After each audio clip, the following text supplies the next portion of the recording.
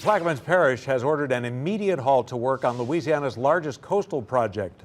Breaking this morning, the $3 billion Mid-Barataria sediment diversion would send a portion of the Mississippi River into the wetlands south of Belchase.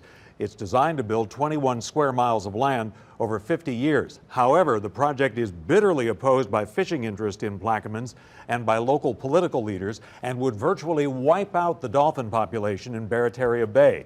The parish issued an immediate halt construction order late yesterday. Plaquemines Parish having won a couple of recent appeals court rulings that court challenges be heard in Plaquemines and not in Baton Rouge, as the state had wanted. The parish says work has stopped on the Mid-Barataria diversion. Lawmakers